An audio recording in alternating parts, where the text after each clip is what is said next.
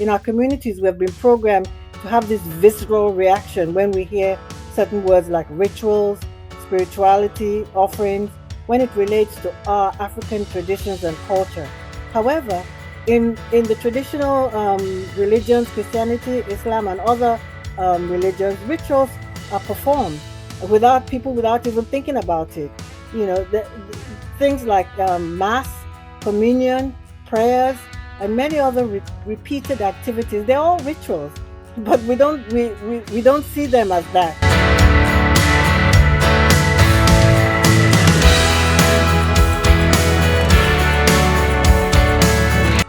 Because my mission, because of our relationship and this platform, is really focused on the work that I do day to day and the work that I hope to do in the future. And that is to continue to enlighten people and business professionals that wisdom, the ancient wisdom, the generational wisdom, is not exclusive to the Greeks, the Romans. That it's, we have African folktales that I always am delighted to hear Gloria, Olatunji, and Dr. Marcia and yourself share with me, because they brighten up my intellect. They make me smarter about the connection that we have. And those stories bridge connecting the ancient wisdom to the modern business challenges that people face.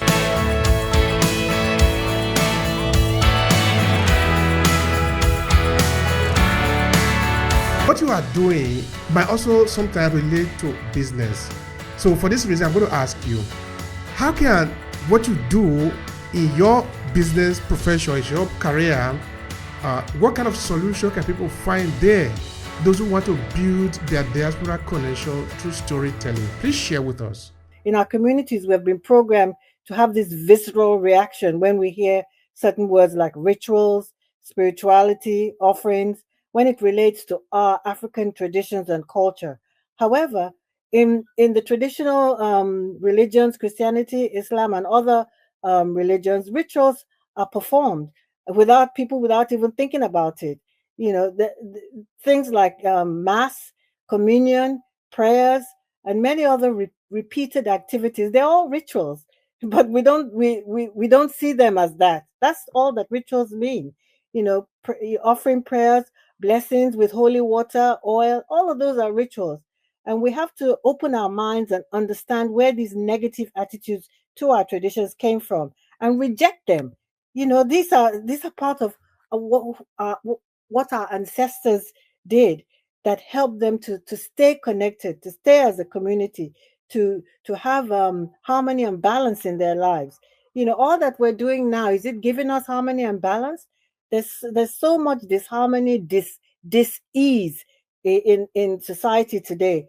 So let's look back. Let's look back to gain some of those traditions that have gone before us with ancestral healing, inviting elders where we can, the elders who are still alive, or reaching out to them where they are, maybe in the diaspora or in our homes, our home country, and invite them to teach us our traditional healing practices rooted in our cultural heritage. This is my mission going forward. As I step closer to my elder years, I like to take this opportunity. I'm just going to take a breath and deviate slightly, but I want to take this opportunity to show my respect and admiration for my brother Obehi for so many reasons, who from the very first day we met, he has always addressed me as madam, which he doesn't have to, living in the diaspora, and I don't present as someone who requires that manner of greeting. However, he has not forgotten his roots, and he's honoring me by addressing me in that way because I hear what is behind the word, which transcends the word itself. I understand him and the respect he's given me by using that word. And when I hear it, a part of me just feels a kind of warmth because he does it without thinking. But it's very meaningful. That's why I say some of these things that we do, our traditions, they're very simple things, but the power in them, and I don't want to embarrass my brother, but every time I hear it, it reminds me of home. It reminds me of good people. It's such a powerful thing. Facilitate conversations that empower individuals and celebrate their cultural identity, as we're doing here and every time we meet. So I want to encourage us to explore our ancestral traditions, languages, music, dance, and other cultural practices as a source of strength and resilience. And let the stories flow, brothers and sisters. Thank you. Thank you so much. We appreciate you, sister. That is so valuable. That is really so valuable. Thank you so much for that. All right, I will ask Mr. Athon if within what you do, what do you see as a solution to what we have discussed today? Actually, what do you think is a better approach to building the diaspora connection through generational story within what you do? Please share with us. That's a great question. I think because my mission, because of our relationship and this platform, is really focused on the work that I do day to day and the work that I hope to do in the future, and that is to continue to enlighten people and business professionals that wisdom, the ancient wisdom, the generational wisdom, is not exclusive to the Greeks, the Romans. That it's, we have African folktales that I always am delighted to hear Gloria and Olatunji and Dr. Marcia and yourself share with me, because they brighten up my intellect. They make me smarter about the connection that we have, that and those stories bridge connecting the ancient wisdom to the modern business challenges that people face. And so my mission is the ancient wisdom, bringing it into the modern world and using it as guideposts, as North Stars for business leaders that are challenged with incredible volatility, uncertainty, chaos, and ambiguity. But, if I look at the story of Anazi, or the story of the king and the calabash, or the story of the wise daughter, I've been researching, I've been finding them because I want to use them to enlighten those leaders to say, there's ancient wisdom. Let me tell you the story of the wisdom of Pat, or the wisdom of Anazi, the spider, and how if you embrace the ethos, the thinking, and use it in your corporate world, the story can champion that knowledge sharing, which is something that story really produces and honors and promotes, is something that when you do that in your business, you're creating better communications, and better communications evoke more creativity and innovation in your business.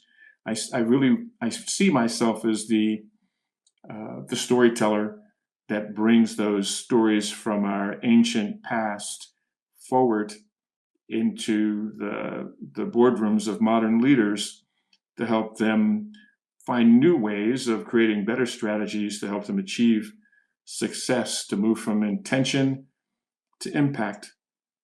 So that's just kind of where I'm at. And I think it's largely supported by this platform and the lessons that I learned when I participate here. So thank you to everyone for making me smarter. Thank you so much for that. We appreciate you. We appreciate the value that you share here and you continue to share here. We really do. We appreciate it. Thank you so much for that, brother. That's so great. All right, let me talk to Dr. Marcia. The conversation remains what it is, which is how do we build the diaspora connection through generational stories? And now, you are here every day. Nobody is paying you. You decide to be here because you believe that this is important for you, that the value that you are adding to the people here is important for you, because we are all here to serve. We are serving the people. Nobody is paying us for this. No, it's not like we are doing this because somebody is going to give us money. We are here because we believe in what we are doing. Now, this is the question. What you are doing might also sometimes relate to business. So for this reason, I'm going to ask you, how can what you do in your business profession, in your career, what kind of solution can people find there?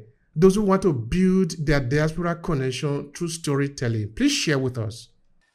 First of all, I want to add two things to the previous discussion as I resonate with author and I resonate with Gloria as it relates to owning and appreciating these ancestral rituals, these stories, these habits, these patterns, these cultures, and these mindsets that we carry us in our spirit.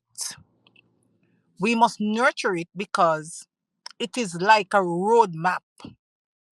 And we have to understand that even if we ignore our roots, because generational stories connects our patterns, our habits, our viewpoints, our perspective, our overcoming, our conquering with those who have gone before us. Generational stories is like the footprints that we weave, and we as a generation will